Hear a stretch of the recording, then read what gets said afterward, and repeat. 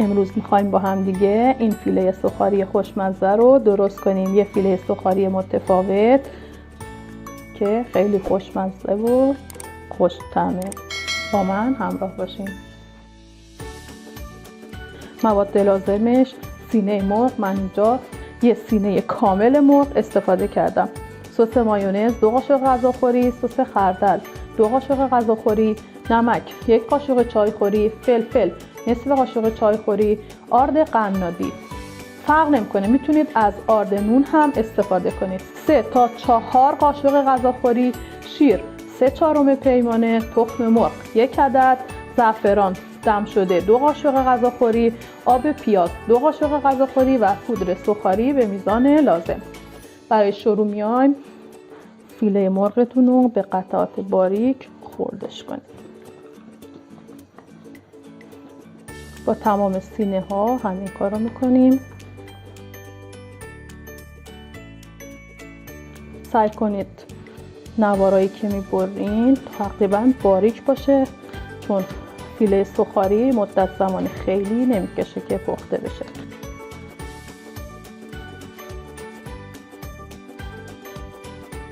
بعد از اینکه تمام اینا رو به صورت باریک بریدیم، میتونید با بیفتک‌کوب یا پشت کارد فیله‌تون رو یکم نازک کنید.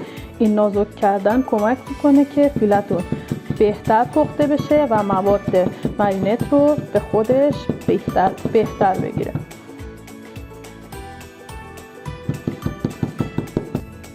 خب بعد از اینکه فیله هامون آماده شد، میایم توی ظرف تخم مرغمون رو میشکنیم. یکم هم بزنید تا از لختگی در بیاد.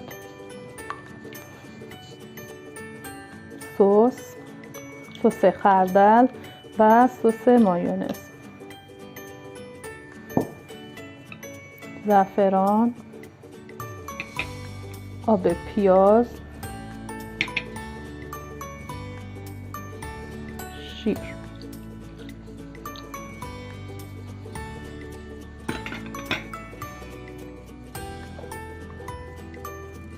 و بعد نمک، فلفل و حدود 3 قاشق از آردمون رو میریزیم و موادمون رو با هم کاملا یه دست میکنیم. اگه احساس کردین این خمیر مرینتتون یک کم شله، باقی آرد رو اضافه کنید. خب من الان موادم زدم تا کاملا یه دست شد. فیلای مرغمو به موادم اضافه میکنم و میذارمش یخچال به مدت 6 ساعت تا 12 ساعت تا کاملا فیلای مرغم مزه ها رو به خودش بگیره. خب الان من میذارمش یخچال تا 6 ساعت دیگه. میتونید تا 12 ساعت هم بذارید. خب الان من فیلای مرغم حدود 6 ساعته که توی یخچال بوده. الان از یخچال درش آوردم و آمادهش میکنم برای سرو کردن. فیلای مرغتون رو بعد از اینکه از مواد مرینت در آوردین بذارینش توی آرد سوخاری.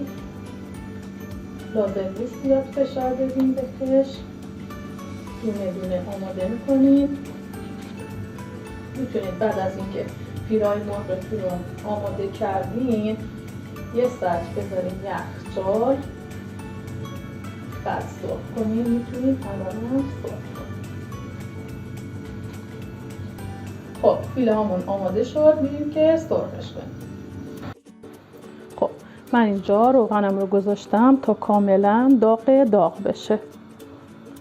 بعد فیلای مرغ آماده شدم و میندازم توی روغن داغ تا سرخ بشه.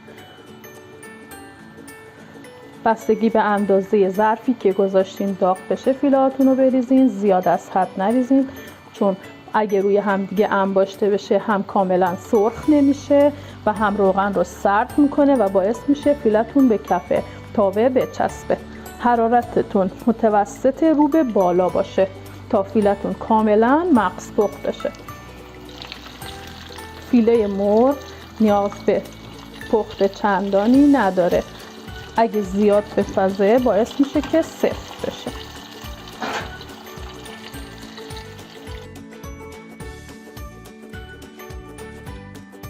خب من الان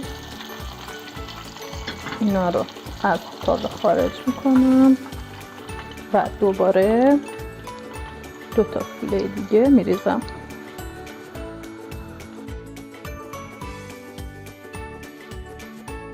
خب اینم فیله سوخاری خوشمزه‌مون. امیدوارم که درست کنید.